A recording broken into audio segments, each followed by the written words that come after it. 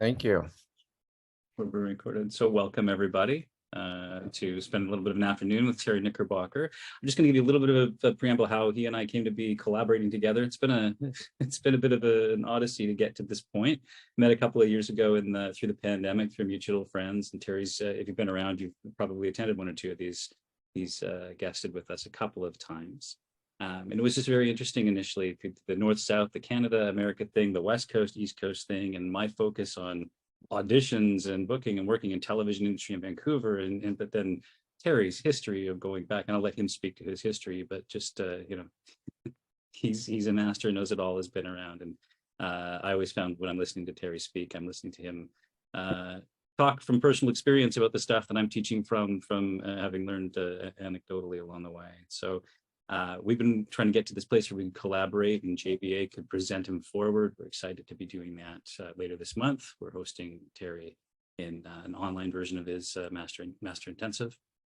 And we thought it would be a good opportunity to kind of share what you can expect from this master with y'all, so you can see where we're going. So that's how we came to be here. There's my 30 seconds. You're not really here to hear me talk. So Terry, love to hear a little just the background of your philosophy on acting approach, talk about the intensive a little bit, and then we'll get a couple of people ready to work with you. Yeah, well, man, you got a smooth voice there, Jeb Beach. You're like a late night DJ. It's just the headphones. That's nice. Can you hear me okay? Because I realize I don't have like my headphones. Would that be better if I had those for you guys, or are you good with the sound? It sounds good for me. Everybody else? Yeah. Anybody thumbs up? Yeah. Does it sound okay? Sounds good. All right. Look at that Apple microphones. Well, thank you for that. My philosophy. Well, it's interesting. I started out as an actor and at a young age, and went to NYU Tisch eventually to train, and then graduated, and then still felt like I didn't quite know what I was doing, and that was a frightening feeling. And so then I was lucky to see a wonderful actor at one of New York's off-Broadway theaters called La Mama in the East Village. And I was working backstage, and every night this actor named Joel Rooks did just incredible character work, and it was always fresh and always precise.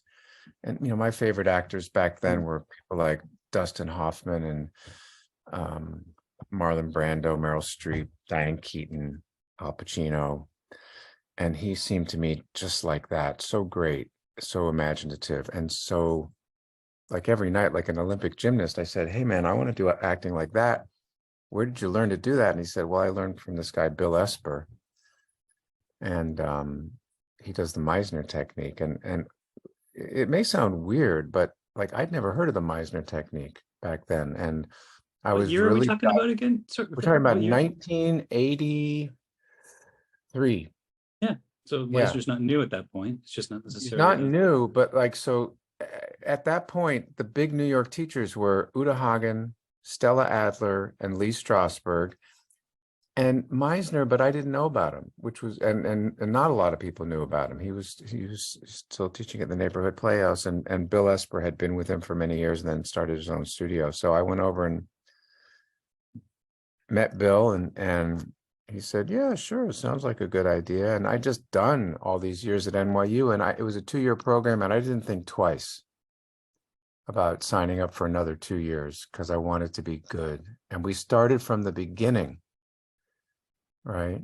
And that was kind of interesting because I was well, as a NYU graduate, Bill, where are you going to put me in your school? I said somewhat arrogantly, and he said, "We're going to put you in the beginning." But as an NYU graduate, Bill, he said, "Are you fucking deaf?" I said, "I'm going to put you in the beginning." So that was humbling. That was humbling. And then the other important event from that meeting was, on my way out, I said, "Oh, Bill, I'm going to have to maybe miss one class." And it had been very jolly up to then. And all of a sudden he got very serious. He said, "Why would you miss a class?" And this is a time, and even now, Jeb, I'm sure you know that most studios, as long as you pay your dues, don't care whether you're there or not. Mhm. Uh, but Bill was very intense about attendance, as I've become. And I said, well, I'm in this play, and it was a day class, so I won't miss any classes due to performances in the fall. But it's a new play, and we're going to have tech that day. And he said, well, oh, what's the play? Is it on Broadway? No, no, it's not on Broadway. Oh, is it off Broadway? The Public Theater or something like that. I said, not quite. He said, well, what is this play you're in? Doesn't sound very important. I said, well, it's directed by Anne Bogart, who some of you guys may know from the CT company. And Anne and I went way back. She was my teacher at NYU, and I'd done about 9 shows with her. And this was a new new project that we put together. And he said, I don't know who this Anne Bogart is, and I don't think you should do that play. I said, isn't that the point, for me to like go to school and work? He said, no, the point of going to school is to get to be good. And if you go from my class where we're working on process, we're working on crawling, to rehearsals and performance, where because you're a team player, they're going to want you to do something and you'll do it, but it'll be inorganic. You're going to mess up everything we're doing. And I just got so mad. I said, I don't know. I got to think about this. He said, good, you think about it. And I went home and I was so pissed off. And what the fuck? Some teacher telling me I can't do a play with this woman I've done 9 projects with. It's amazing. It's a part that was written for me. Fuck that guy. And I slept on it. And I woke up the next morning with a very strange feeling, like I was in some sort of, I don't know what, weird fantasy movie. Like I was tingling. And I said, I don't know what the hell I'm doing, but I think I have to quit that play. I think I have to study with this guy. He's holding my feet to the fire. And I did. And I signed up, and it changed my life. And let me tell you, it was hard to go and see that play and see someone else playing my part. Mm. But what it really dialed in for me, and this gets to the philosophy, is my firm belief that training and good training sets actors up to then be able to work with someone like you, Jeb, to think about the business. Yeah. And so many actors think first about the business, which, by the way, you can have if acting success for you is getting work. Nina Morano, the name is familiar, but I don't know why. If you consider acting success working, don't train. Get a lot of followers on Instagram, work on your self-tapes, go to a lot of parties, and you will work. But you will not have, in my belief, a meaningful career and a body of work that you will be proud of at the end of your life. There's so much content now, you can work. But I'll tell you, I did a workshop a while back with someone from LA, Leslie Kahn. You guys may know, she's crazy and great. And she and this casting director said, you have 30 seconds at most when you do a self-tape, and then they're turning it off. And if you're not amazing, they're moving on.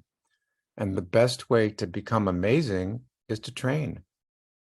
So my philosophy is train, train, train, get really good, invest in your talent. I mean, Daniel Craig, who I just mentioned, first of all, he's a delight to work with. We've worked on a number of things together, but he also comes from the theater, and he cares about the theater, and he's smart.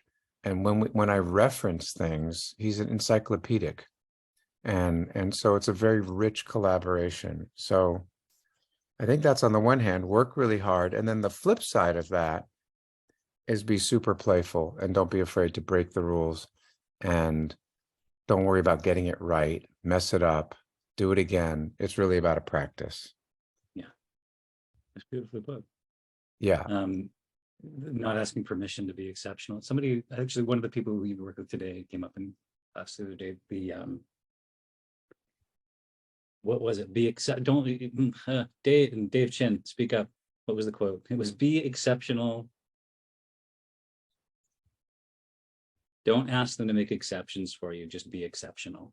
I may be slightly missing it up or whatever, but that's where the play and the willingness to go and the willingness to be excellent and make them pay attention Yeah. comes out. I'm not asking permission, but going for it. Is that right, David? Is that what it was? Yeah. So I think that we can see where there is. I think the balance between the yin yang and the synergy between what Terry and I are doing, and I philosophically as an actor so resonate with all of that. And then as the actor business person, there's the tie off and to the back and forth really happens. So I'm really thrilled to have you in kind of the JBA verse as the voice of excellence and pursuit of craft and all of the above. It's great. And don't be afraid to fail, and the gift of failing. Absolutely. Yeah. When we empower ourselves to fail, when we empower our characters, I think, to have stakes and have a reason to be in the game, and like the transition between the actor's sense of failing versus the character's sense of stakes, and like just allowing it to all be in, we're afraid to fail. Our characters are boring and without consequence. Why are we watching? That's a great intro, Terry. Thank you. We're going to get going with getting some people up to work. Dave, you're in there. Why don't we bring you up first? We have 4 actors. And what I did, Terry, was we have a bit of a studio membership, an online studio membership, and there's a place where we have challenge and reward. And I had them basically make their case. Their instruction was give me a 30 to 60 second video and convince me of why you should be the person. And everybody made some different, there was so many choices. So many people were going for it. It was really hard. It's like dating. Yeah. I kind of felt like a casting director for a minute that has a bunch of great candidates. So like really, it was like people went all out. I picked David first. I've known David for a long time, and he has recently booked, I'll let him speak, but he recently has booked a film. It's kind of one of the biggest roles of his life. And he's got a multifaceted character. Yeah, so Dave, are you good if I can bring you up and I'll kind of hand the discussion over to you and Terry and see what you guys want to do? Just one second here. Thank you. You got the power. Thank you. Don't mess with me, kid. Dave, I'm going to promote you to panelist. Oh, delicious. And we'll get going. Rock and roll. Welcome. You dressed for the occasion. Hello. I'm gonna go in the back end and leave it to you, gentlemen. Okay. So Jeb, how much time should I give here? Or you'll be timekeeper? I've budgeted 15 minutes per person. Sure. We have a little padding, so I'll let you know as we go. Okay. Sounds good. All right. David, how can I help? Well, nice to meet you. Nice to meet you. I always say I need a lot of help. All of this needs a lot of help. But I booked a supporting lead in a feature film that's it's being produced out of Paris, and it's some pretty big A-list actors. The film's mostly in French, and which is one of the reasons why I'm doing it, because I speak French fluently. And it's just it's a bigger role than I've ever had before. So I'm feeling a little bit of that imposter syndrome, and I guess. And you said this, just now, that I really want to get it right, and the more I think about that, the more I think that's the wrong thing. It's like really trying to get it right, being super perfect and like learning these huge monologues and dialogues that I have in this script, and just trying to be absolutely perfect every time. What do you mean by perfect? What's perfect? Just like that I have a real plan of exactly what I'm going to do. Well, I think you should have a plan. Yeah. Okay. All right. Cool. I think you should have a plan, and then it's always going to change on the day. Yeah. But it's good to have a scaffolding. I mean, one plan is learn the text, obviously, that. So you'll learn the lines. So that's a plan. And as Jonathan Majors says, learn it so well that it feels like it's in your nervous system. Yeah. And that starts to make it flexible. But I like mapping it out. I Okay. like, really figuring out, overall what's the character's arc, what's the journey of the character, where do I start, where do I end, what's that journey, what's my function in the story, like Mhm. why am I there, what's my purpose? Because if you're not number one on the call sheet, you said you had a very strong supporting role, like a Yeah. lead supporting role, so you're not the star, but you're in there. Yeah. So what's my job, like in just sort of story structure? Well, Right. I think, yeah, for this character, if you're asking specifically, I'm generally the bearer of bad news. So I'm the catalyst of why everything is happening. I Right. And experience. what's the genre of the picture? It's the gist of the story is a young man is convicted and sentenced to death for drug trafficking in a developing country, and I play the lawyer who's hired by his consulate Mhm. to defend him. What developing country? Do you know? Indonesia. Indonesia. Indonesia. Okay. Um, and okay, so it sounds like a suspense film, a dramatic film, sort of a Yeah. thriller kind of thing. Does the kid get off or not? I can't say because Jeb's gonna post this live on the internet, and I don't want to get in trouble with the production. Okay. All right. Well, um, okay. So I still want to know what happens to your character at the end and at the beginning, like not the specifics, but I would want to know the journey. Yeah, Like, how am I different? Um, how many scenes are you in? uh, about 15. Okay. How many of those are bearing bad news? Uh, Almost all of them except for one. Okay. So then I start to think about how am I going to make those different Mhm. so that it doesn't always have the same flavor. Yeah, And then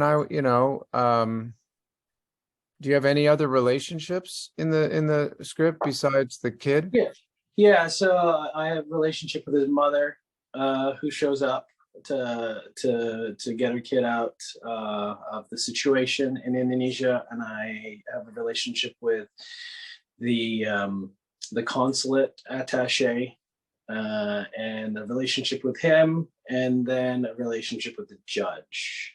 Right. And would you say you're a good guy? Uh, yeah, yeah. Right. The character is a red herring because it's also like the film is about environmentalism and political corruption and stuff. So they're not quite sure whose side I'm on. Okay. Uh, So you're strategic and you're smart. yeah, Yeah. absolutely. Yeah. I mean, I'd want to know what those relationships are, make sure those are super clear. And for me, relationships boil down to, on the simplest level, either you like the person or you don't like the person, Okay. right? Like who are the people and also the second thing would be status. Who Okay. do I have status over? Who has status over me? Mhm. Right? Because that helps me as well. Yeah. In the I'd want to, context. Yeah. what's that? So I was in the context of Indonesian culture because I lived there for some time. I would have status over everybody other than the judge. Well, but for instance, with,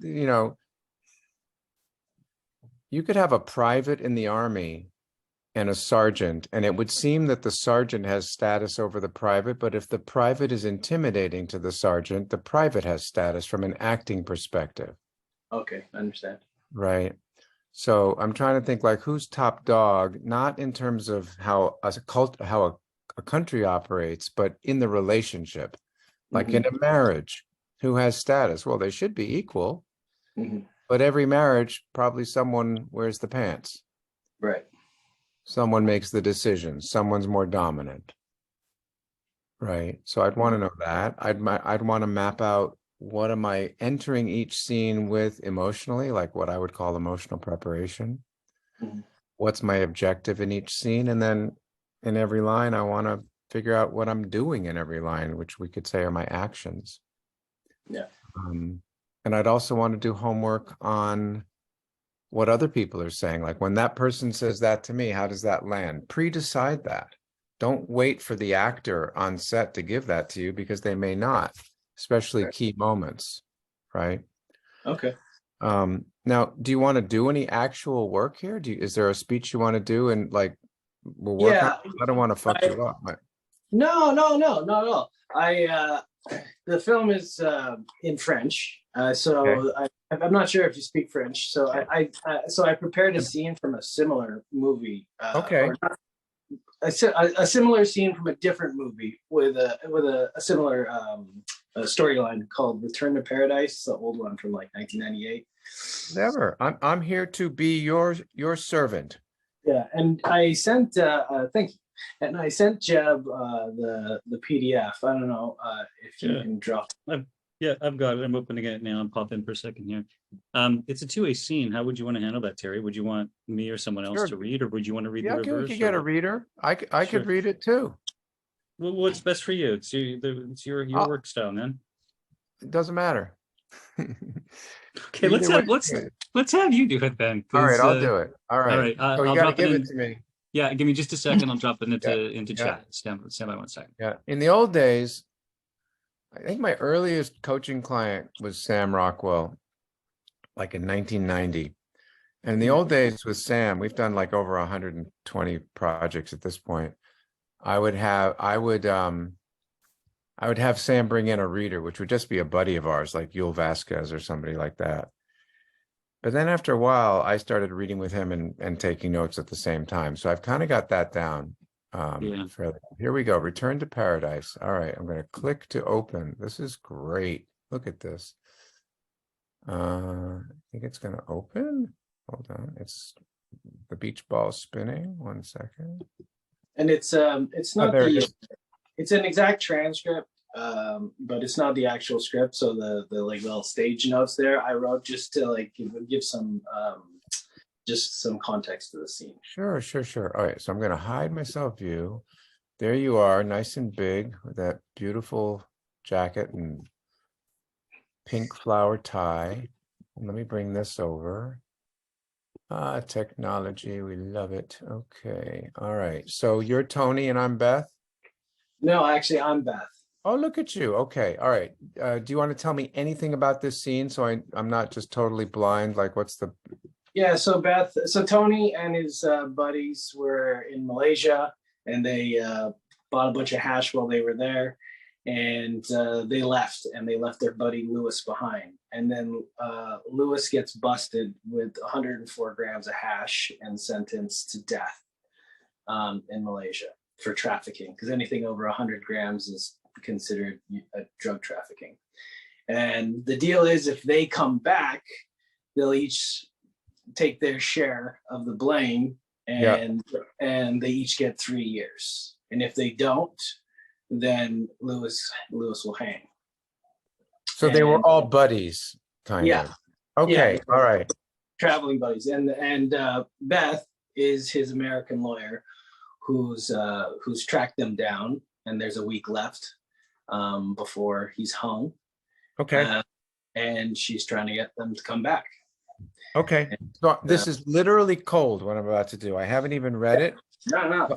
Don't judge me, friends. All right, let's do it. Oh, you're being judged, man. Let's go. Okay. And she has a secret also, which is that she's his sister. She's Lewis's sister. Oh, and Tony doesn't know that. Tony doesn't know that. And what's Tony's relationship to Lewis? They were best friends. They were traveling friends. Like they were like the people that you meet when you're backpacking and you become super tight best friends for like 5 weeks and then you never see each other. So okay, great. Let's do it.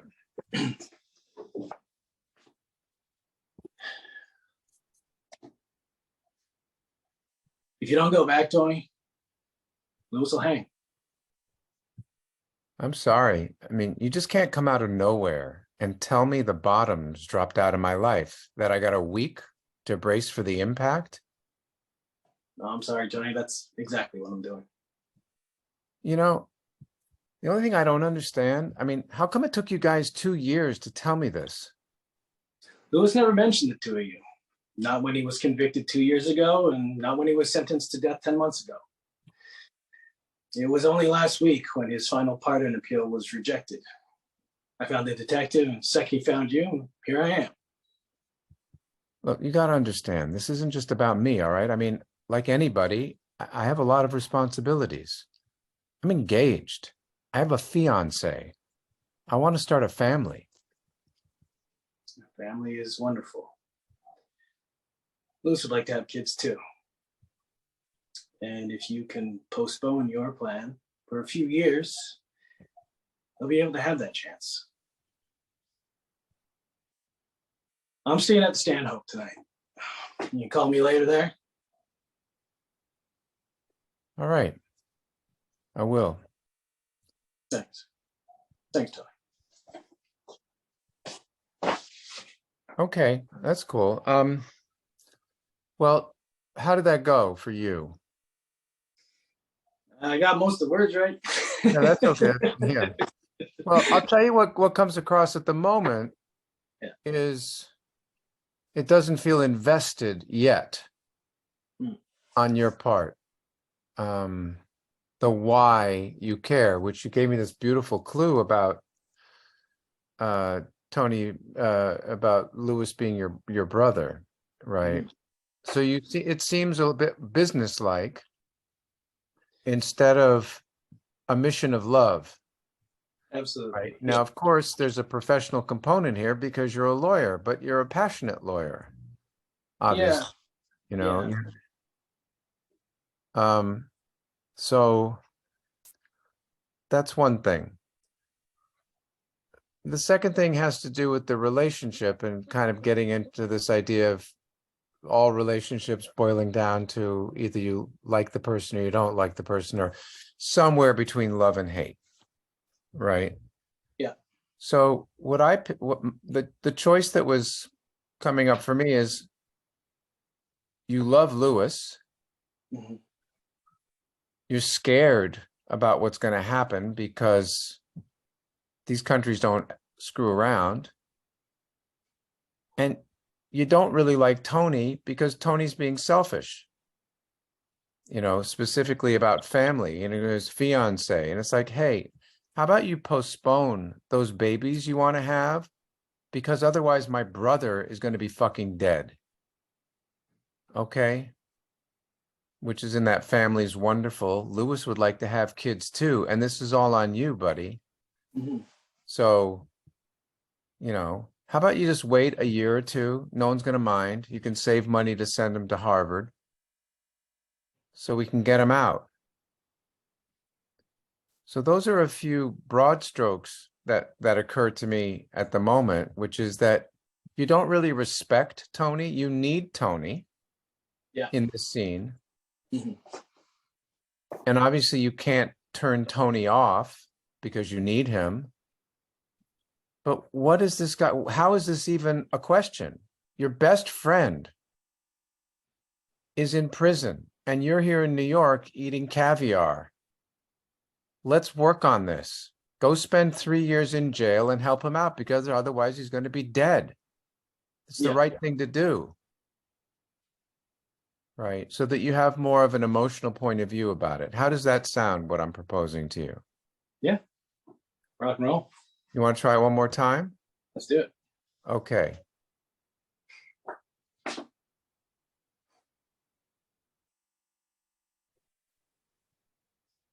Look, if you don't go back, Tony, Lewis is going to hang. So let me just say one more thing. Let's assume that this is a weird thing I'm going to say, but it's kind of a philosophy. Every line is the last line. You're not here for a scene. If I say, okay, I get you, I'll go, then there's no more scene. So let's start out assuming that Tony is going to say yes. Okay. So it's just a simple transaction. And then when I don't, when I give you some static, then we can see where that goes. Sure.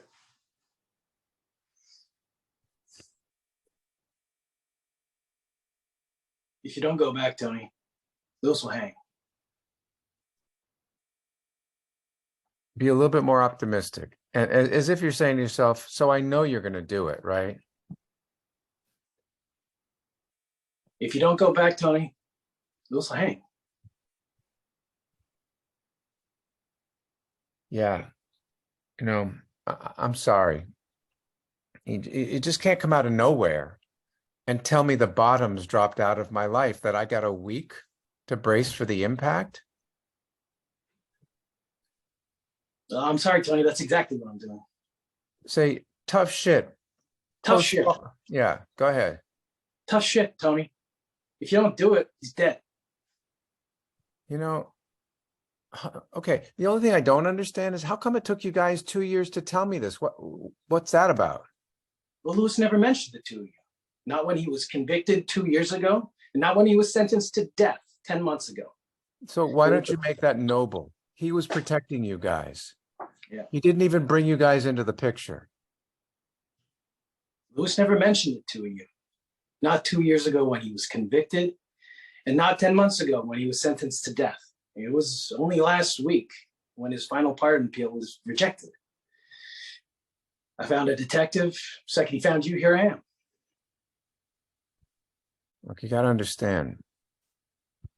This isn't just about me, all right? I mean, like anybody, I have a lot of responsibilities. I'm engaged. I have a fiance. I want to start a family. Yeah. Family is wonderful. Lewis would like to have kids too. If you can postpone your family. Let's use that line. Lewis would like to have kids too, and he won't have kids if he dies. Yeah, family's wonderful. Lewis would like to have kids too. If you can postpone your plans for a few years, you'll be able to have that chance. Let's make that a little sarcastic. The postpone, just like keep the sperm in your pants for a couple of years so my brother can live. If you can postpone your family for a few years, you'll also be able to have that chance. I'm staying at the Stanhope. You call me there tonight? So just say, do the right thing, buddy, and don't be stupid. Do the right thing, buddy. Don't be stupid. I'm staying at the Stanhope, just right from there. I'm staying at the Stanhope tonight. Call me later. If you know what's good for you. If you know what's good for you. All right. I will. And then be really friendly and warm. I'm glad we could work that out. Thanks, Tony. Thanks. Okay. So we're going to stop in just a second. How is that? These are some choices. I don't know if they're the right choices. But it puts a little bit of shape in there. Yeah, I don't think it's like right or wrong. Whenever I always find like when you're pulling something down, you kind of get trapped in the previous performance. And now that I'm trying to be Anne Hedge, but I guess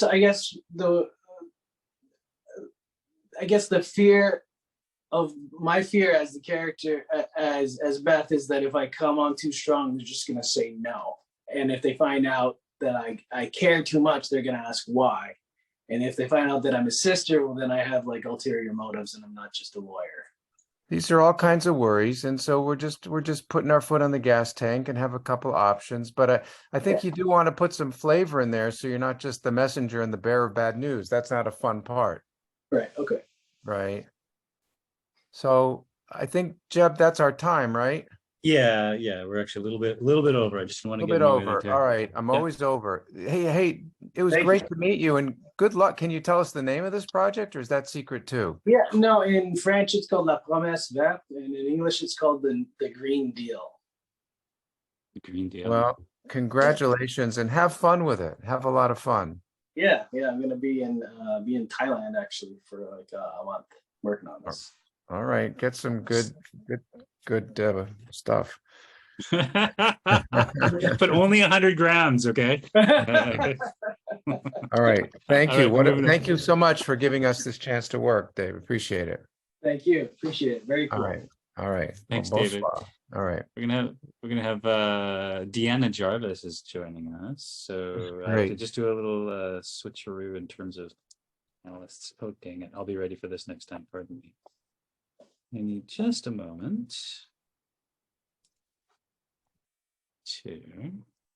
I got to say, it's super cool to have worked with you. Sam Rockwell is one of my favorite actors, and Danielle Craig's up there too. So it's, I told my dad today, he was like, "Oh, that's pretty good."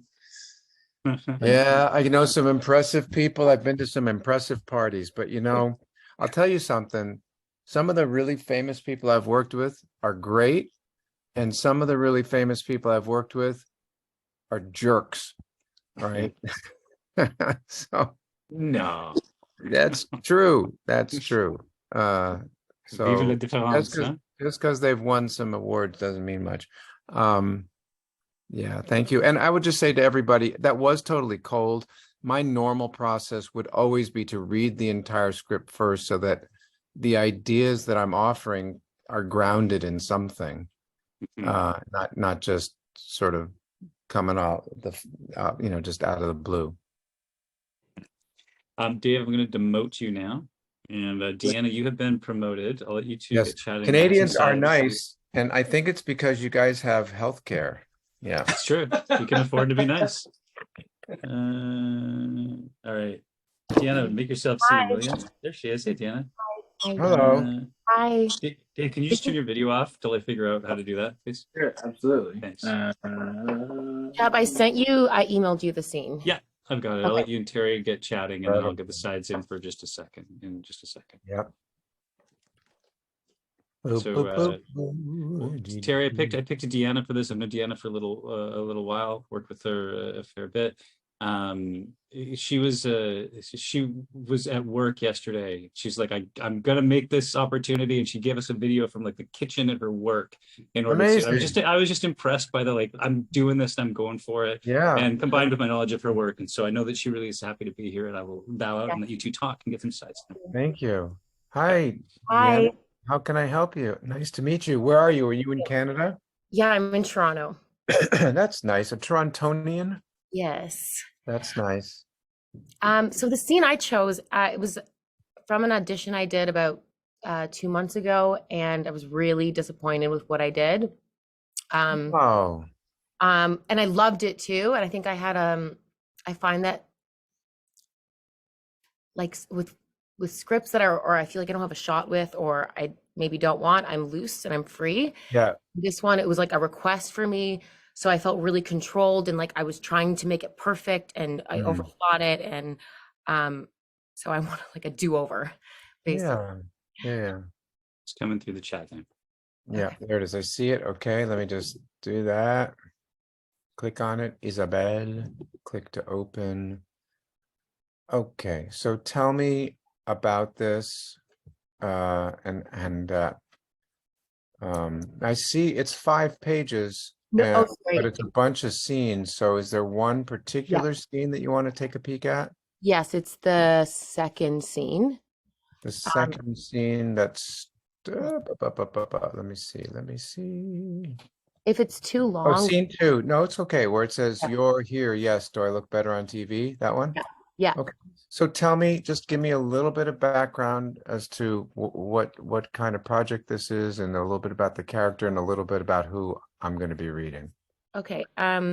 This takes place in the future, where this pharmaceutical company called Cronodon basically takes over, and they have the whole population controlled by a mood stabilizer. And this girl, Isabel, works for the company, but she kind of has an ulterior motive. She wants to take them down because prior to Cronodon taking over, she was working for them, and she encouraged her sister to start on the drug. This was before they took over, and it actually killed her. So she has a plan of vengeance to take them down. Yeah. And also they kind of have this gladiator style bloodbath show. And what they do is they have time travel exists, so they take warriors from the past and bring them back to this time and basically fight. So she chose to get Ryan, who is from the 80s. He was like a cop on a reality show. She specifically chose him, brought him to this time to help her. And at this point in the story, her plans failed, and she feels defeated, and she feels a lot of guilt for for bringing back Ryan. What happened to Ryan? Did he die or? Oh, he died, yes. Okay. She chose to bring him back and wasn't really completely honest with him about what her reasoning was. And this is her at the point of the story just defeated. Okay. All right. Let me bring it up, move it over, bring you back, bring this here. Okay, good. So, and Ryan's the cop? Yeah, and she's Okay. like really beaten up right now after a fight he did. Okay. I'm just gonna read these stage directions at the top. Yeah. Ryan's holding cell. The floor is covered in empty blood bags, gauze, empty syringes, and various other medical devices. Ryan slowly awakens, finding himself in his bed, shirtless. Inside the room is Isabel, sitting across from him. You're Here. Yes. Do I look better on TV? Easy, God. easy, easy, easy. Isabel notices Ryan's dry lips. He's thirsty. She finds water and gives him a sip, splashing some on his face. As she does, their arms touch. It's a little risky being in here, don't you think? Not sure if it matters anymore. What do you mean? Fisher revoked my status as handler. Pretty sure he's on to me. Large silver patch over his chest wound. He feels it, extremely tender. He lifts the bandages to peek. Still gooey. I gotta hand it to him. He knows how to play hardball. Yeah, it really pissed him off. Good. She helps him dress his wound. Listen, Ryan, I'm really sorry. Yeah. Me too. I thought I was doing the right thing, but You never told me what the right thing really is.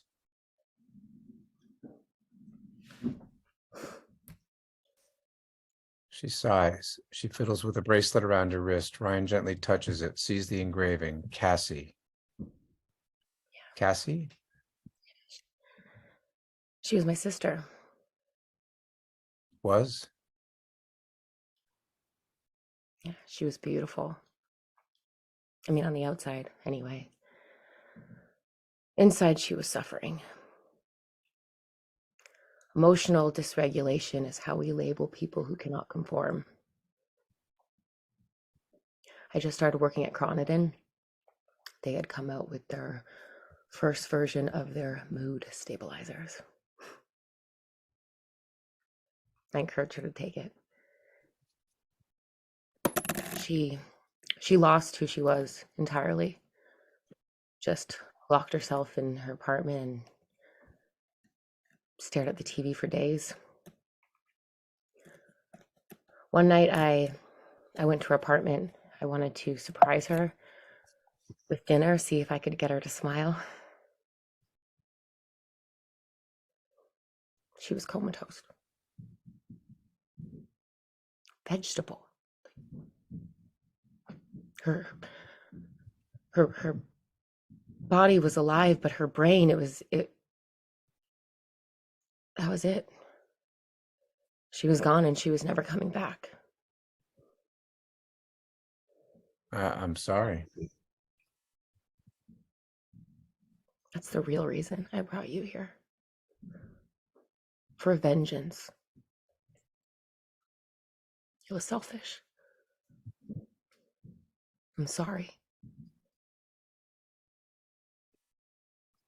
Okay. All right. Great. Was this was a film or a TV show? Feature film. Okay. Do you know who got the part? Yeah. Who? Do you know? I can't I don't know it off by heart. Hold on. It actually doesn't matter to me the name, Oh. but how would you do you know this actor, and so that you understand like what they were going for when they said no to you? Um, I think she's old. She is older than me.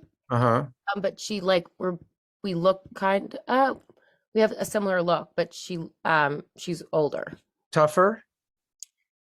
Yeah, yeah, Right. So yeah, that's what I'm seeing here. yeah, So, right. yeah. So what I would say, you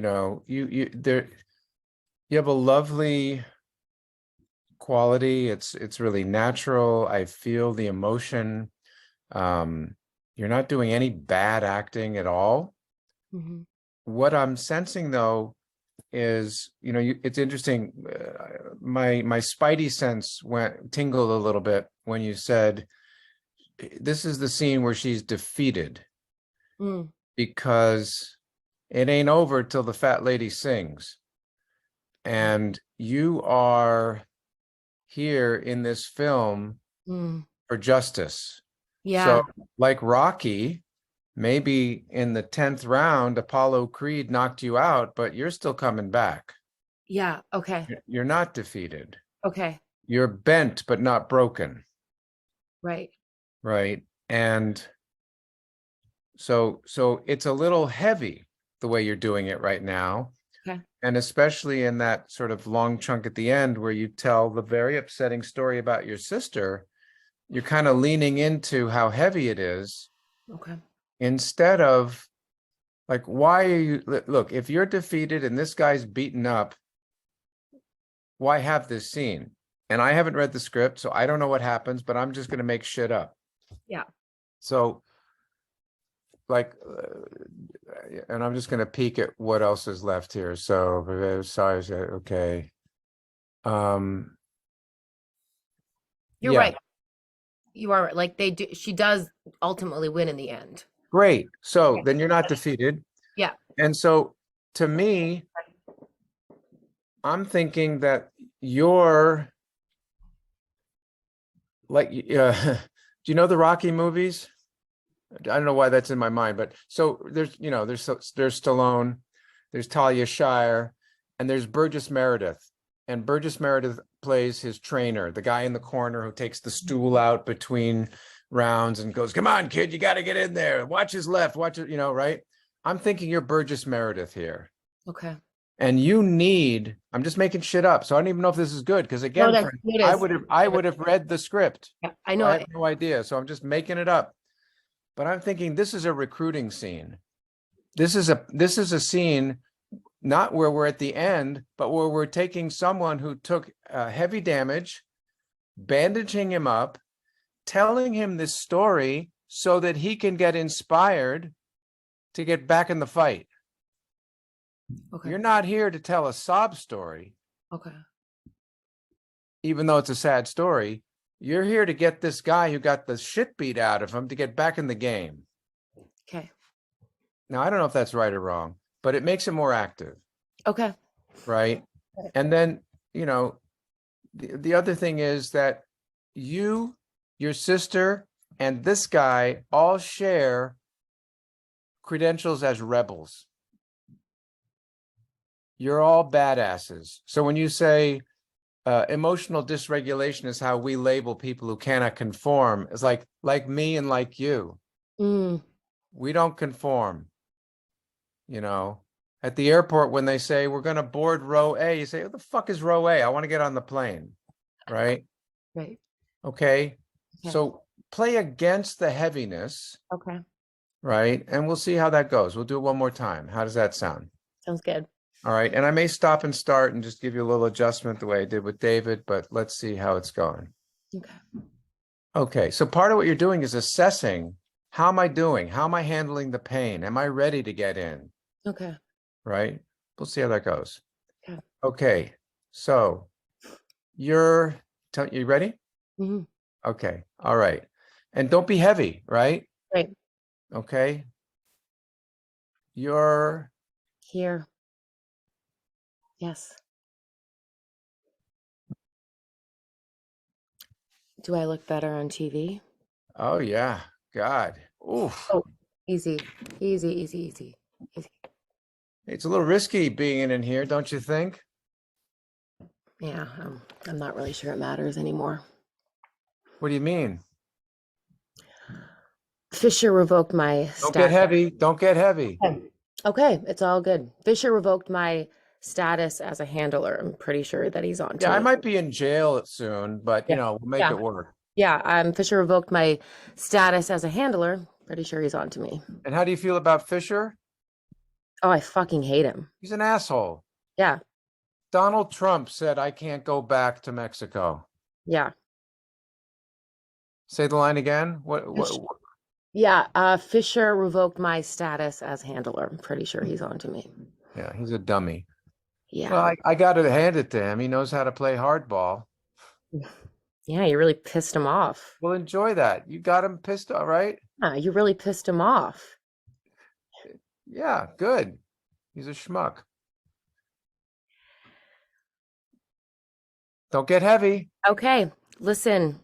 Hey, Right. I'm sorry I didn't get you the brioche I said I was going to get you. Right. Okay. I got you a croissant instead.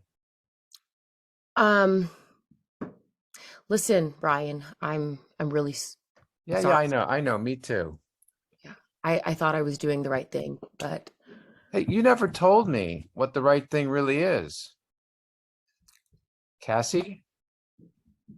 she was my sister. Was?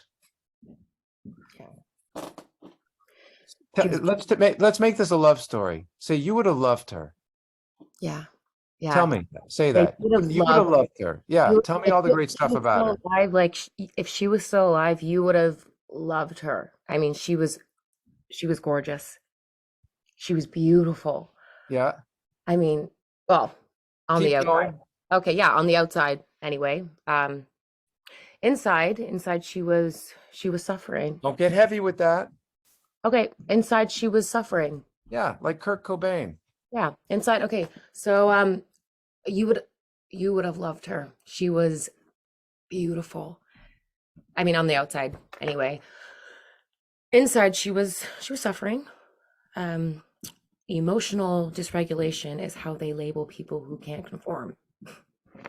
Yeah. I had just started working at Cronodon and they had come out with their first version of their mood stabilizer. I encourage her to take it. Yeah, she needed some help. She needed a new Yeah. set of tires, so I gave her my tires. Yeah, I encourage her to take it. Yeah. Well, Um, that was a total shit show. Say that. Yeah, that was a total shit show. Oh my God. What happened? Basically she lost who she was entirely. I mean, she locked herself in her apartment, just spent her days staring at her TV. Yeah. It was bad. Watching The Bachelor. Yeah. Yeah. And one day I went to her apartment. I wanted to surprise her with dinner, just see if I could get her to smile. And don't work so hard. You're being a little too animated. Just take it easy, right? What'd you do? So anyway, some days I have tuna fish, some days I don't. I went to her apartment Yeah. to surprise her with dinner. Yeah. What were you going to serve her? Do you remember? Yeah. I was gonna What? say butter chicken Yeah. with Yeah. broccoli. It's her favorite. Yeah. Uh-huh. I just wanted to see if I could, get her to smile. Yeah. But when I went into the apartment, Take a moment. when I went into the apartment, she was comatose. So this is the genesis of your vengeance, right? So this is when your whole life changed. Don't get heavy, get mad. Okay. She was comatose, Yeah. like a vegetable. Because of Cronodine, right? Yeah, keep going. Say it was fucked up. She's fucked up. And that's why I need you. And that's why I need you. Keep going. She was comatose, a vegetable. I mean, her brain was alive, but her body, it was. No, talk to me. Talk to me. Get me to understand. This is why so- I need you. This is why I need you. Because she was comatose. She was a fucking vegetable. I mean, her body was alive, but her brain, that was it. She was gone and she was never coming back. Well, I'm sorry. So that's why I brought you here. For vengeance. Throw was- this away. Throw this away. So that's why I brought you here, for vengeance. It was selfish. I'm sorry. Are you going to help me? Say that. Are you gonna help me? Okay.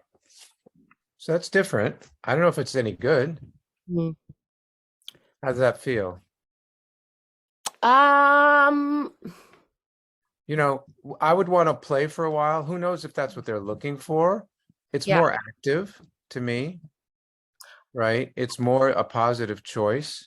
And maybe we do it 6 other ways and start to find something that started to feel, Mm-hmm.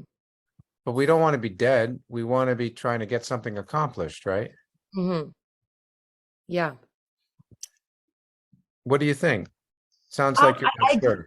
I think I like the strength, but I also think there is in the same it's a strength mixed with some defeat. So I think I was playing, I think I would find a balance. That's how because I felt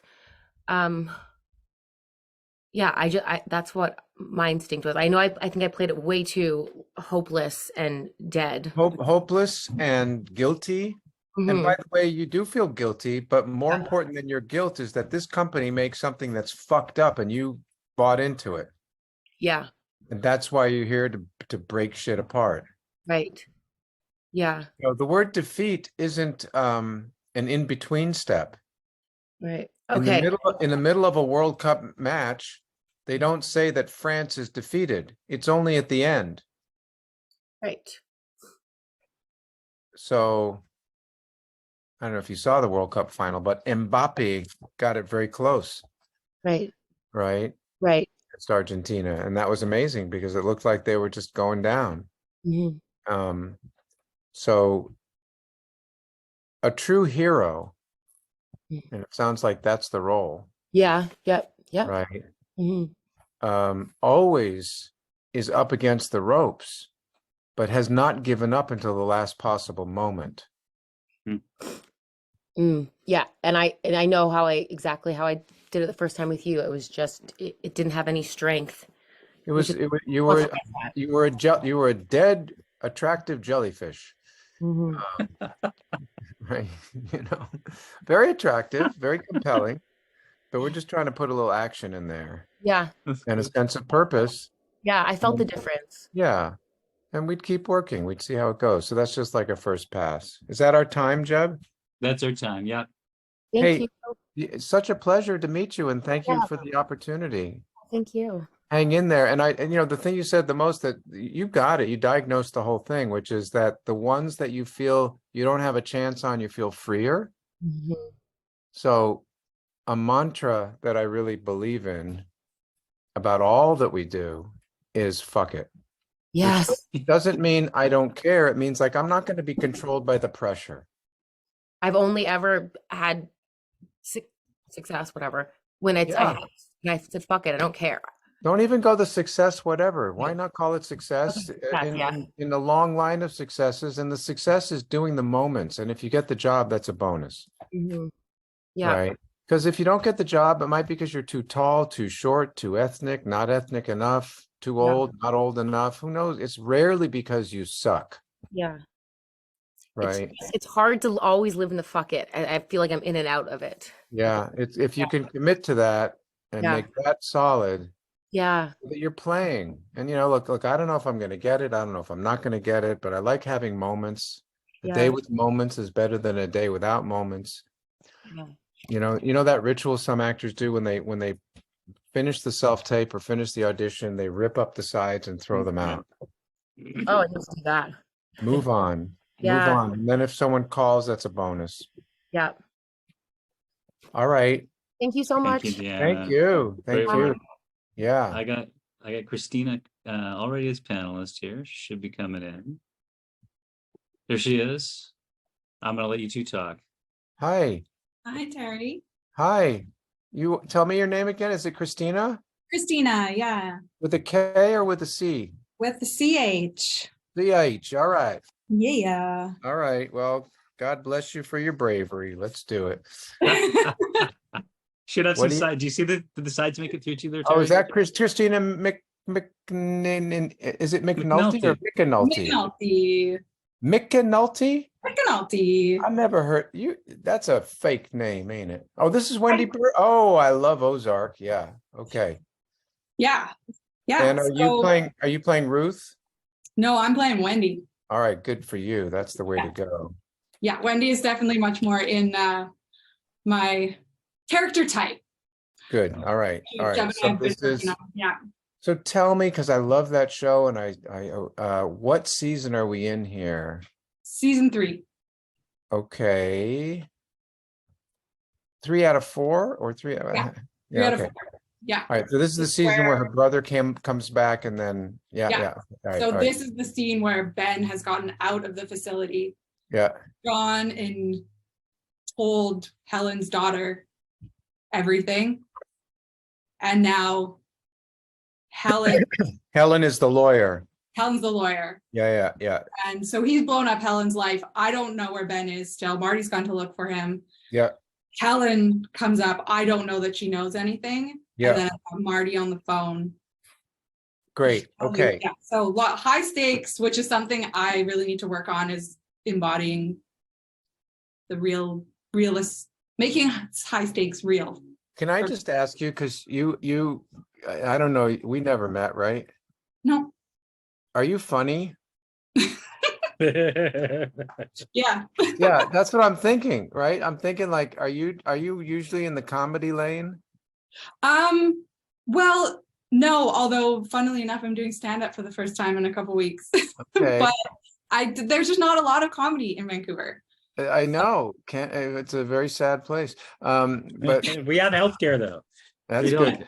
don't. So when you said I got to work on high stakes, it struck me because you're you just need more practice. Probably. Yeah. Okay. So what prompted you to stick your hat into this idea of working together today? I mean, I jump at every opportunity to work with people who have. I want to know about me. You're not. I want to tell my mother something after we're done. You know that Christina wanted to work with me. I can't tell. Well, she wants to work with everybody. What were you? What? Let me say it different. I'm being a little cheeky. How can I help you today? I am a big time recovering perfectionist. And so my biggest thing that I've been working on recently is letting go of doing it right, because no one wants to watch anyone do it right. It's not interesting. And just fill up every moment truthfully. A lot of pressure. Yeah.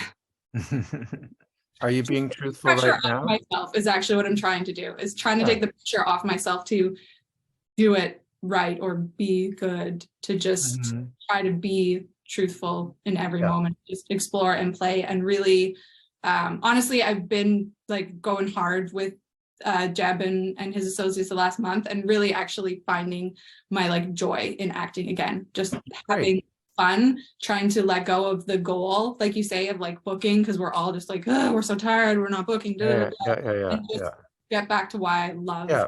acting. Yeah.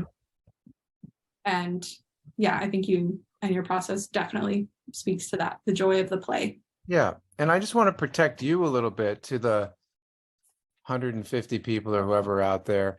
I want to say that Christina is taking a real risk here, picking a piece of material that was played by an award-winning actress, Laura Linney, in an award-winning show. And like, we really have to, see that this is for her process now, not going, well, Laura Linney did that moment different or whatever. Like, that's not the point. And I'm not thinking that either. Mm-hmm. I was thinking, here's this actor doing some material, so we can do some work together and see if we can make it a little bit better. Yeah. And have fun. Yeah. Great. All right. So is it the one that says start Wendy faces the lake? Is it hospital policy? Yeah. That's correct. Okay. All right. I'm just gonna hide myself here one sec because I don't want to see. Okay. All right. I did that already for me. Yeah. All right. Whenever you're ready.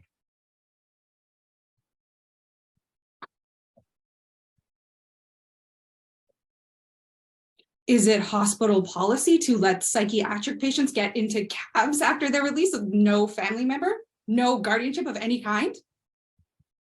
Don't speak. I don't know, ma'am. I don't really understand what you're asking me. I'm just giving you something because you say don't speak to me this way. Is that the next moment or? Yeah. Yeah. Yeah.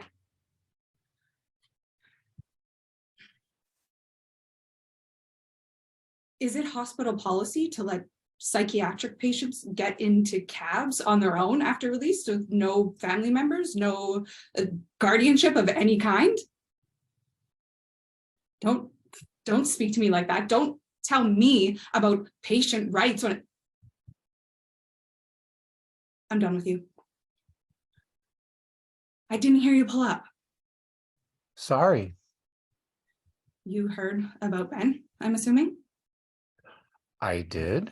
Have you talked to him? No, I don't know anything.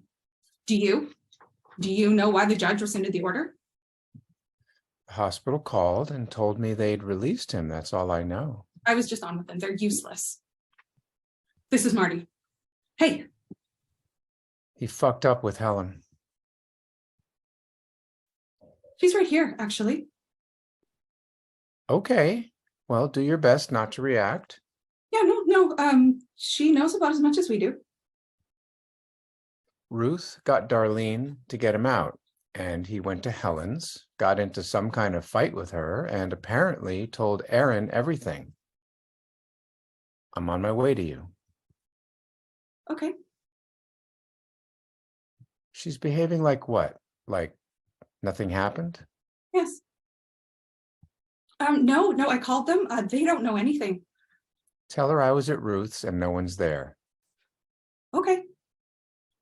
She took him somewhere, probably Darlene's. All right. Okay, we'll see you when you get here. He's on his way. Marty was at Ruth's. No one's there.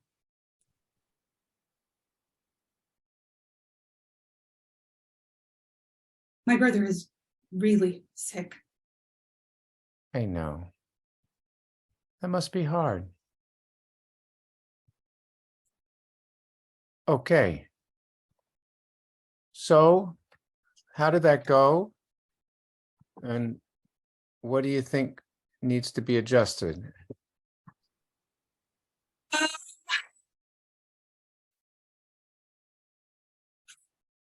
I don't know, to be honest. I feel like I might have been anticipating a bit instead of just letting each moment hit me. Like when you said earlier, every line is the last line. I was like, oh, Yes. yes. Yeah, that's a cool concept. Because if you have an objective in a scene, you're not, think about a fight you have with someone you care about. Mhm.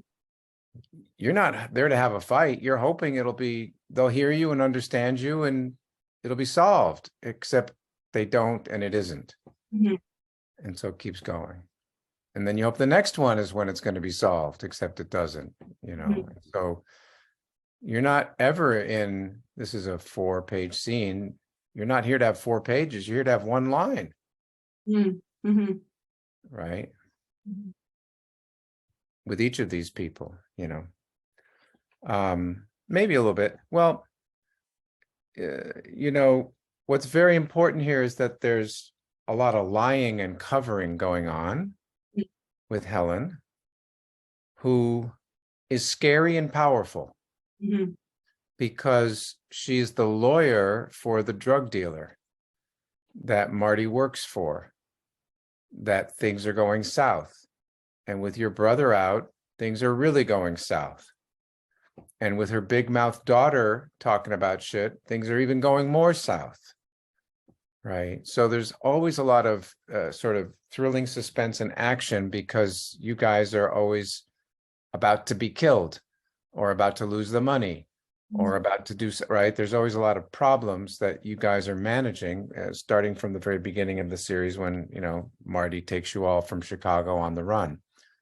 So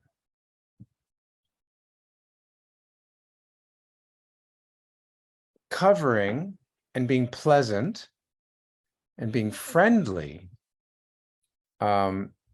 seems really important, right? Even as Marty's giving you instructions, it's as if we're talking about, now, did you take Aunt Betty's casserole out? I did, yes. And right. And don't forget to get the tickets to the circus. I will, you know, like, right. It's all friendly.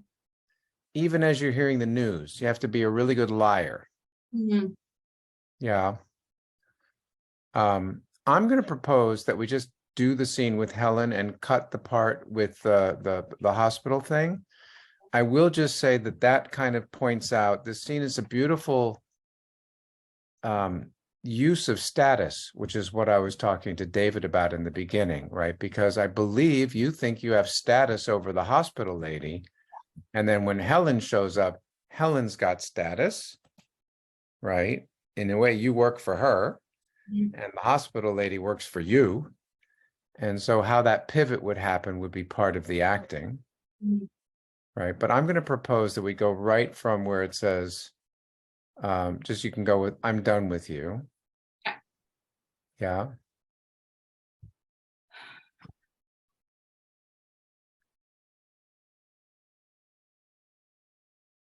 I'm done with you.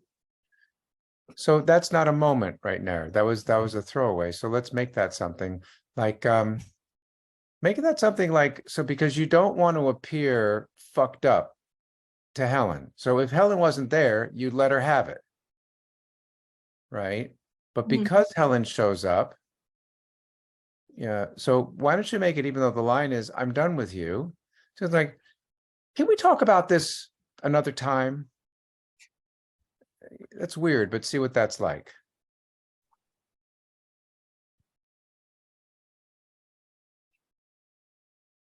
We'll catch up on this later. Okay. Yeah. I didn't hear you pull up. Sorry. You heard about Ben, I'm assuming. I did. Have you talked to him? No, I don't know anything. How innocent can you be? Oh my goodness, no. I don't know anything. No, I don't know anything. Do you? Do you know why the judge rescinded the order? Sorry, let me just beep. The hospital called and told me they'd released him. That's all I know. I was just on with them. They're useless. Yeah. Yeah. Wendy's phone buzzes in her hand. This is Marty. So can you say you're about to pretend I'm the president and you're getting a call from your trainer, your personal trainer. Right. So do you want to be rude to me? No. We're having we have an appointment now. So you're getting a call. How are you going to handle me so I don't feel like you're being rude? This is Marty. Yeah. Oh, I'm so sorry. This is Marty. Maybe he can help. I'm so sorry. Maybe this is Marty. Maybe he knows something. Hi. He fucked up with Helen. You know, she's Smile, right. smile. It's as if I just said, have you heard from our best friend, Helen? That is so funny. What a coincidence. You know, she's actually right here. Okay. Do your best not to react. Yeah, no, you know, she knows about as much as we do. Listen, Ruth got Darlene to get him out, and he went to Helen's, got into some kind of fight with her, and apparently told Erin everything. I'm on my way to you. Okay. That sounds great, honey. I love Chinese food. All right. So she's behaving like what? like nothing happened? Yeah. Mm-hmm. Yeah, no, you know, I called them and they don't know anything. Tell her I was at Ruth's and no one's there. Okay. She took him somewhere, probably Darlene's. All right. Okay, well, we'll see you when you get here. He's on his way. Isn't that great? He's on his way. Yeah. Marty, he was at Ruth's. No one's there. Helen, you know my brother, he's really sick. You know that, right? I know. Yeah, he needs I'm our like- help. Yeah. Yeah. Well, he's probably going to die, but that must be hard. Mm-hmm. Mm-hmm. Well, I thought that was night and day. Hmm. And quite nice. Christina, what do you think? Yeah, I think my approach was just different, I guess. I don't want to call it wrong, but because Helen does sort of know a bit more about the situation, I was playing it as if like we're on the same team at first. But I think, yeah, the status I think wasn't there. And I love the like overdo it with the cover and the sweetness and the Yeah, and what a beautiful switch you made though in that next to last line when you talked about your brother. I felt that. Mhm. I didn't think that to say what you said before about you want to make the stakes higher and that's hard for you. I thought you just dropped right in. And I felt your fear and your care. You know, it really was lovely. It was a lovely pivot. It's a pivot in that scene Mhm. where it's so effervescent, and then you just turn to her and it's as if you're begging, Mhm. please understand that my brother has a lot of problems. Mhm. And if he did anything harmful, he's not responsible, and I really need him to be okay. Mhm. Don't hurt him. It's like you're begging for mercy. Mhm. I thought that was lovely. I don't know, Jeb, what'd you think? You know, Christina. I totally agree. It was fun to watch you let go of the control and go with the flow and get responsive with Terry. That was good. The improv in the beginning and then the rewinding to the start. That was the beginning. I love that as the beginning arc, and then just going with it and really giving in. It's great. Really strong, like gentle on the surface, stirring and strong, full beneath. Yeah. Jeb, you've got me some great dance partners. This is great. We're working on it. Are we gonna hard out at 3:30? No, I'm good. I'm good. If Okay, people can very good. stay, we can go a little bit longer. Yeah. Christina, Okay. thank you so much for the opportunity. It's lovely to meet you, and have faith. You're very interesting. Thanks, Terry. It was so nice to meet you. I really appreciate it. My pleasure. My pleasure. Well Yeah. done. Thanks, Christina. Great Yeah. stuff. I've got Jeremy coming in. And I don't know, I'm not sure if you're seeing my chat there, Terry. There are some questions coming in Q&A, which if we have time, once you work with Jeremy, we can get to. Sure. We'll follow your lead on your schedule. No, I'm good. I have to go to get a haircut. So, but if I leave it, I can go another 15 minutes over our time, if that's good. Okay. Yeah. Sure. We'll play it later.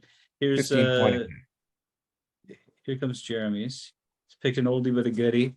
Okay. Goodwill Hunting. Hey, Terry. Hey, This this is nice.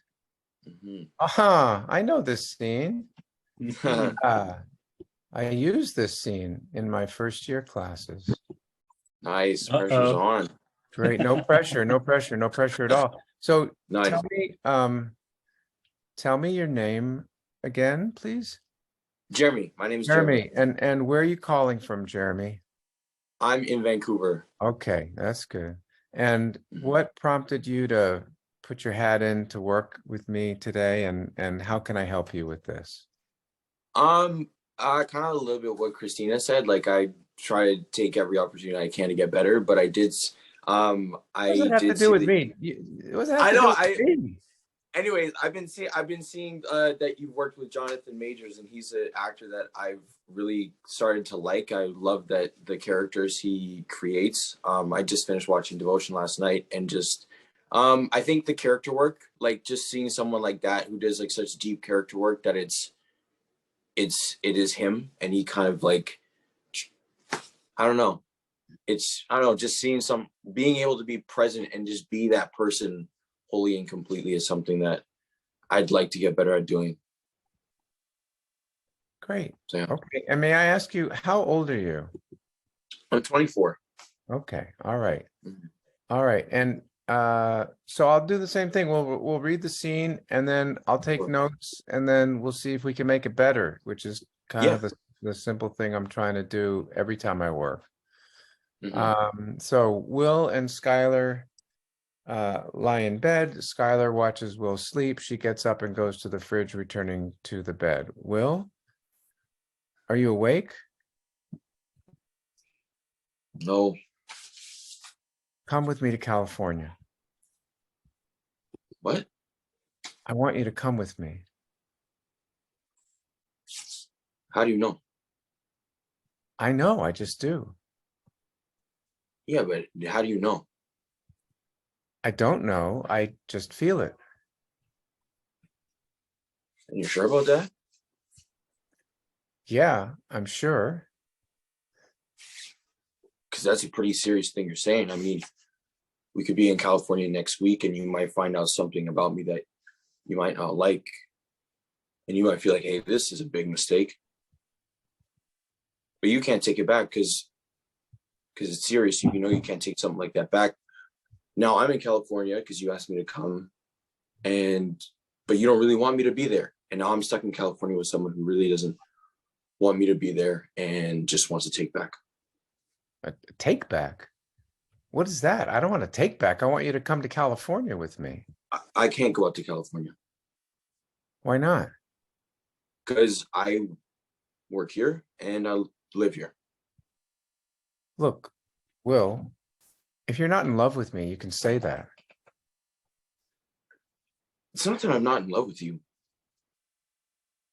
Then what are you afraid of? What do you mean? What am I afraid of? Why won't you come with me? What are you so scared of? Okay, what am I scared of? Well, what aren't you scared of? You live in your safe little world where nobody challenges you, and you're scared shitless to do anything else. Don't tell me about my world. Okay, you're the one that's afraid. You're the one who just wants to have his little fling with the guy from the other side of town, and then marry some prick from Stanford. Marries a prick from Stanford that your parents will approve of. So then you can sit up with the other upper crust kids and tell about how you went slumming too. I inherited that money when I was 13, when my father died. Well, at least you have a mother. Fuck you. You think I want this? That money's a burden to me. Every day I wake up, I wish I could give that back. I'd give everything I have to just spend one more day with my father. But that's life, and I deal with it. So don't put that shit on me. You're the one that's afraid. What the fuck am I afraid of? You're afraid of me. You're afraid that I won't love you back. And guess what? I'm afraid too. But at least I have the balls to give it a shot. At least I'm honest with you. Oh, I'm not honest. What about your 12 brothers?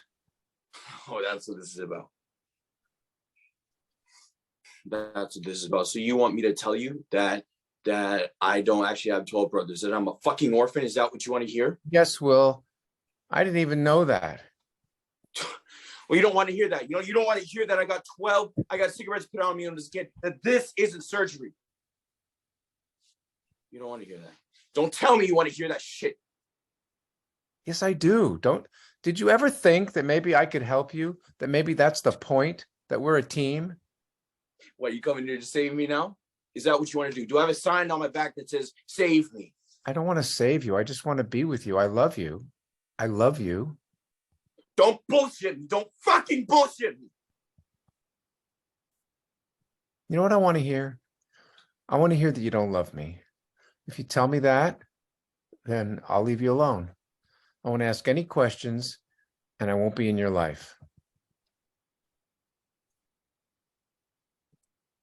I don't love you.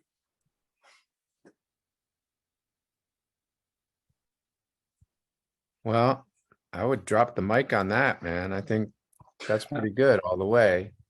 Thank you. Yeah. Hmm. So how can I help you? I mean, I took a few notes, you know, I feel like if I was a tailor and this scene was the suit that we're making together, it's a weird analogy, but go with it. This is like a second fitting, right? Like the first fitting was pretty good and I stitched it up and now I'm putting it on you and it's like, okay, we just need a little nip and tuck here, but you're not far off. It's Thank you. kind of got the shape, Right. and that's pretty good. So how can I help you? I think with something like this one I did for a class about a month ago, Yeah. and I don't know, it just really kind of spoke to me, so I decided to do it for this today. The audition that I put in the discussion forum was a scene from a mocap thing where I had to play an African character. My background is Chadian, and my family moved from Senegal when I was a kid. You mean So you actual Jeremy, that's your heritage. yeah, my actual Yeah. heritage Yeah. is Chadian. Yeah. And I was born in Senegal in West Africa. So Nice. for me, like something like for example, like my biggest dream is to be the Black Panther, to be in the franchise and everything. So just because of Why is because that your dream? it's because it was so cool to finally see one African culture that was so vibrant, and it already is, but just to see what Africa could have been. Yeah. And just to see that power and that pride and joy and gentleness, but also like in the first movie, T'Challa mourning the passing of his father, and then obviously with the second movie after the passing of Chadwick and Shuri mourning him, just be the amount of like weight that movie holds, and the power and that just the assuredness, I guess. I don't know. I think for something like that, you'd like the actors are like Chadwick when he did it, Shuri, Angela Bassett, Lupita Nyong'o are so good at accessing this like pain and struggle, Right. and that's something that I find very difficult. Is to Right. because I've definitely censored myself a lot of my life, but just to be able to Right. access pain. Yeah. Right. Okay. So may I ask you what your training is and how long you've been acting? Yeah, what I've kind been of Go ahead. Yeah, so I've been acting for about 2 years. And I've really just been, most of my training has been with one of the coaches at JBA. Right. And I've been with him for that whole stretch. And then I've done a few classes here in Vancouver. Right. But I've really started to like crank it up because I want to be really good at this. Crank it up means what? Crank in terms of like investing in myself, investing in my training, investing Great. and like trying to opening myself up more and like trying to excavate different parts of me that I haven't really Sure. let out. Okay. Yeah. So, I'm going to say two things. And this is going to be, I'm not going to work with you on the scene, Mhm. right? I don't want to do that, but I want to talk a little bit about what I saw and about your dreams and give you some advice. I mean, I think the thing with this scene is how can you delay if we go with this idea that every line is the last line, how can you delay the fight for as long as you can? Because the scene has a lot of different strategies for how you're basically trying to get Skylar to say, okay, I don't want you to come with me to California. Of course. Why? Because she's right. It is scary. Pain is very scary to you. And what is scary to you is being rejected, right? That someone loving you, someone who says they love you, will then reject you. Right. And so you have a lot of different strategies. Like, what if you make a mistake? You don't want to buy this car because what if you decide you don't like a blue car? Then you're going to be stuck with a blue car and you're going to have to send the blue car back. So if the first beat is like, well, the first beat is just waking up. The second beat is the argument about you're going to want to take back, right? And I don't want that to happen for you. And then I'm going to be stuck in California. I'm going to have to get on a bus or something. So there's a lot of, I break it down into beats and see how long you can take it before it starts to get a bit more aggressive. Right. And in a way, Matt Damon in this movie with Ben Affleck, which they wrote together and pitched and made happen, and look where it got them, was in a way arguing for Boston culture. Yeah. And just as you want to say something glorious about Africa, and the two aren't equivalent, obviously, right? There's a lot more privilege in a white guy talking about Boston than about you talking about Africa. But there is something homegrown about this movie, and Skylar's character is kind of the outsider, So understanding something about class, that's that line about Stamford. You don't want me. You want some guy from Stamford. I'm from the other side of town. Mm-hmm. Right. But what I noticed is that when it really needs to get deep, you were a little bit pushing. So you Right. were yelling and raising your voice, and you can get away with that, but it's not really at the moment, to my eyes, sourcing something authentic in you yet. Right. Right. And so then the second thing I want to say, which kind of goes back to what I spoke about in the very beginning, and my belief in training and my question of what is acting success? And if acting success, and it's so tricky, and Jeb, maybe you can come back for this because I'd like you to be part of this if you don't mind. So Vancouver, to its credit, very similar to Atlanta in the US, is a great town for producers to make films because Vancouver makes it very attractive for them financially in terms of tax incentives and stuff like that. And so my understanding and kind of the synergy between what Jeb is doing and what I do is, if you want to work, Vancouver's a great place to be an actor. And so, because there's a lot of work there, and there's a lot of work per actor there, like the yes, ratio right, that's right. per actor.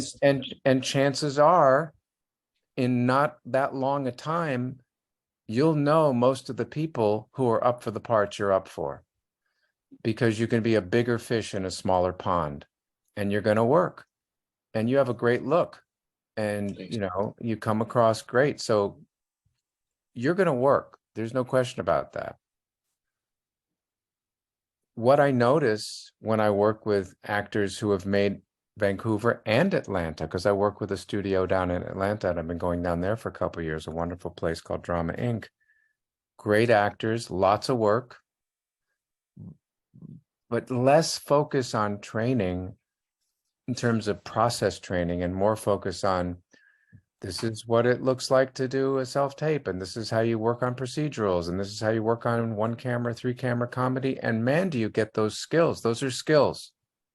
You've got to be able to break down a scene and turn it around in 24 hours and make it look good and sell it and blah, blah, blah. So good for you on that, and how to be strategic about your career.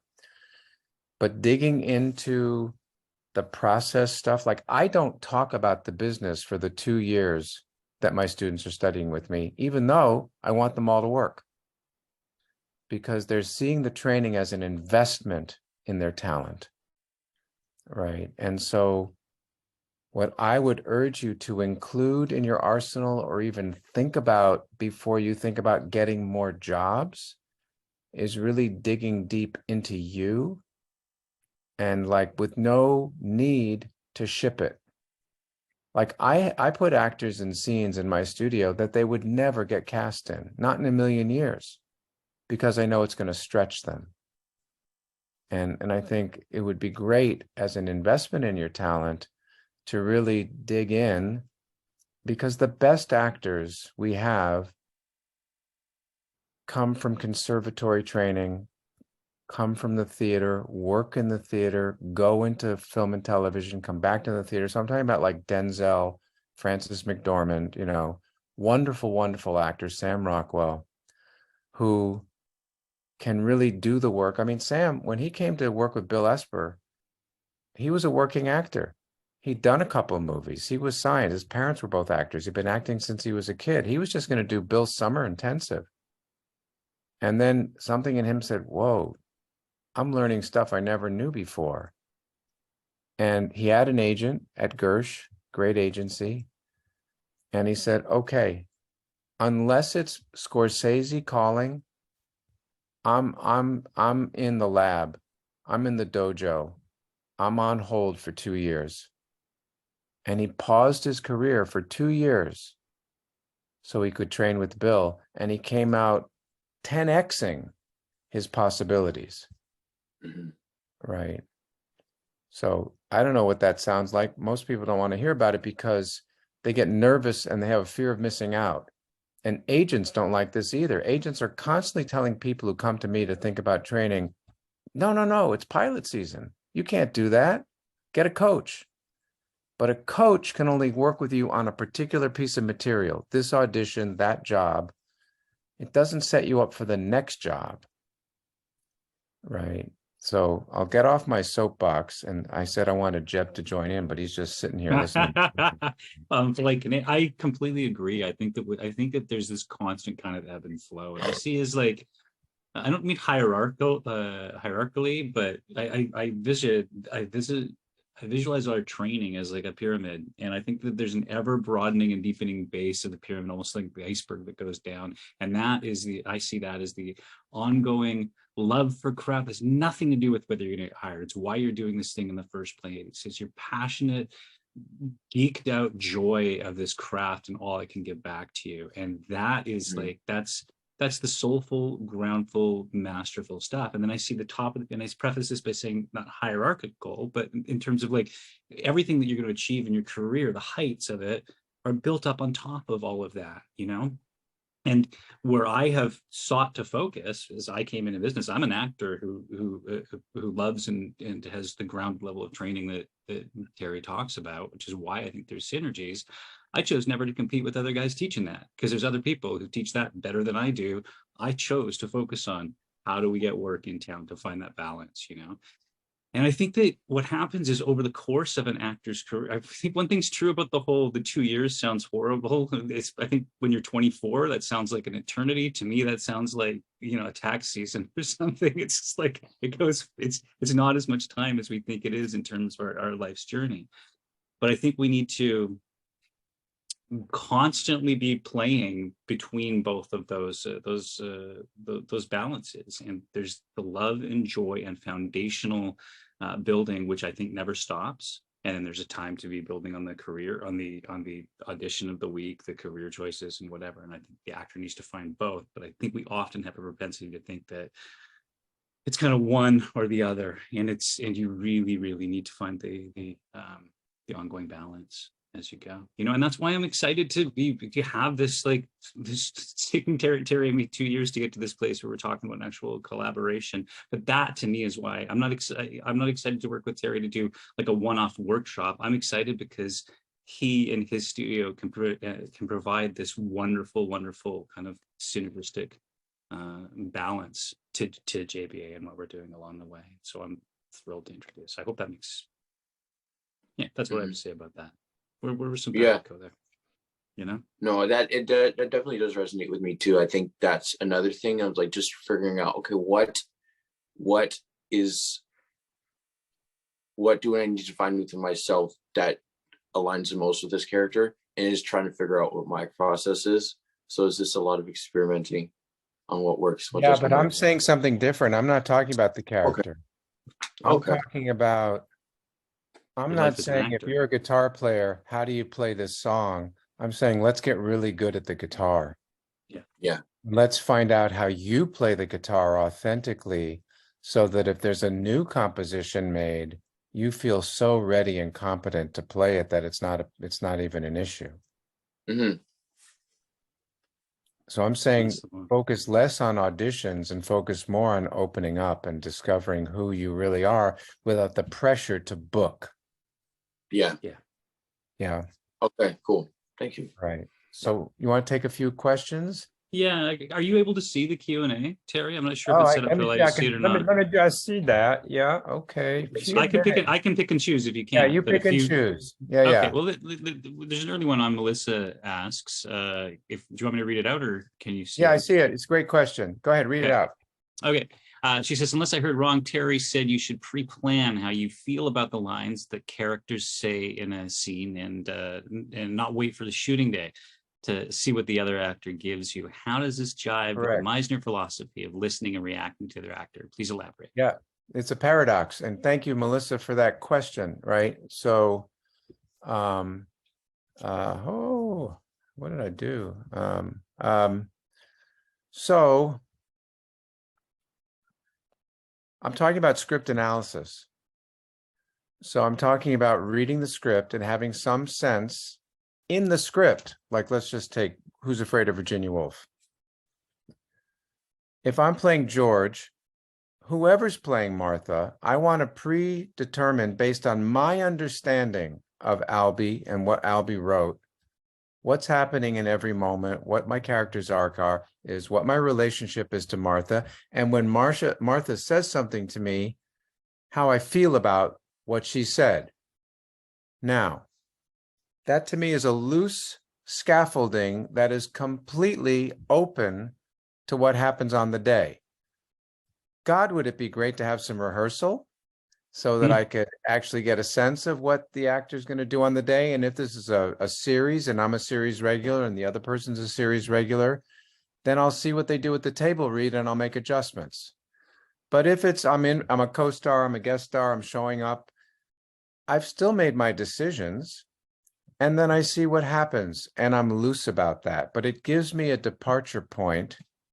And then I may have to throw it all out. But I'm not just walking in knowing what I'm doing in every moment, because I also have to know what the script, what that person said. What if they said something amazing like that scene we were working on where that David brought in, where it turns out that Beth is the guy's sister. What if the scene said, what you don't know is that I'm his sister?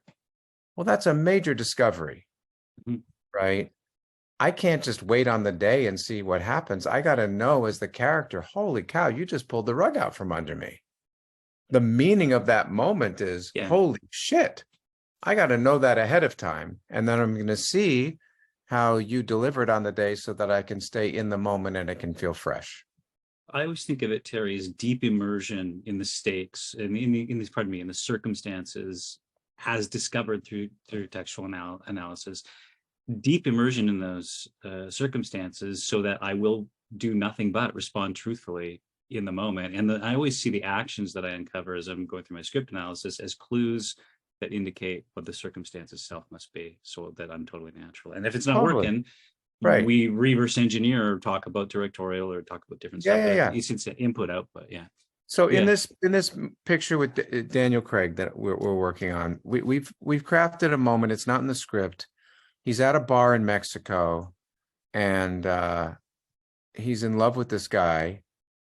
It's a gay love story. And then the guy kind of rejects him. And then the bartender puts a drink down and we're going, well, let's be aggressive with the bartender and say, fuck you, fill it up more, or something like that. That he takes his hurt out on the bartender. Yeah. Now, who knows? Maybe there's going to be a sweet bartender. Maybe there's going to be an arrogant bartender. It hasn't even been cast yet. Obviously, Daniel Craig knows how to improvise on the day, but it gives us a bit of a roadmap that he likes. Yeah. That he's writing in his script, and it's loose. Yeah, right? And so the behavior is born of the awareness of the character being hurt in this moment, and that behavior makes sense. But the fundamental situation is the point, and that's, to me, like, that's what we're doing. Then Yeah. we're understanding all that. And then when I'm working with Meisner, I'm getting to the place where I can be totally responsive and open to any unexpected Yeah. input and Yeah. respond truthfully. Yeah. Good. I'm trying to reach through this. Oh, I see. Nick was upset with my reading. He wanted someone to, so I could watch. I was watching. Did I miss something, Nick? Sorry about that. I was just, I didn't want to kind of disrupt what we were going on fuck, there. I'm here to be interrupted.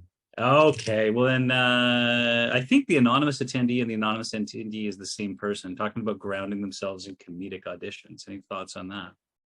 Can you, how would you ground yourself in comedy auditions? Don't try to be funny. Yeah. Comedy's Terry a lot.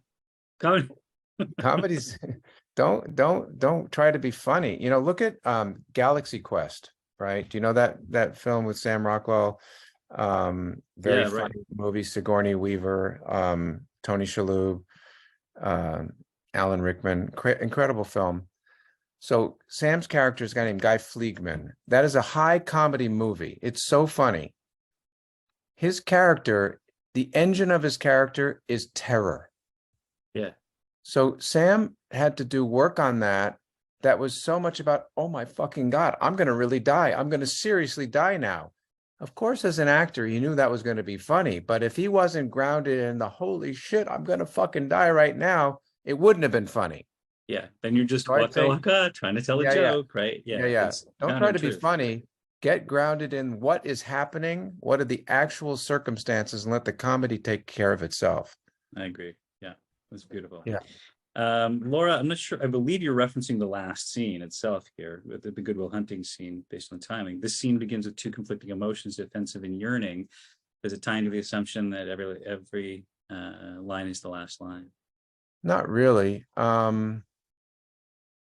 Well, I don't know. Defensive's not a feeling. To me, it's a strategy. Yeah. So, of course, Good Will Hunting would love to find his true love. It's just too scary. So he has to protect himself. And that's the tragedy of this scene. That last line, I don't love you, has to cost him. Yeah. Because every bone in his body wants to say, okay, I'll take a chance, but it's too hard. Now, luckily, that's not the end of the movie.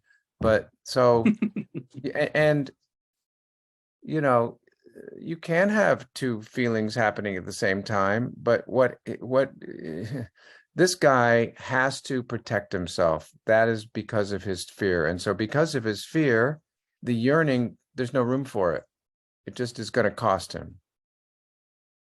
Right. So I don't know if I'm answering you.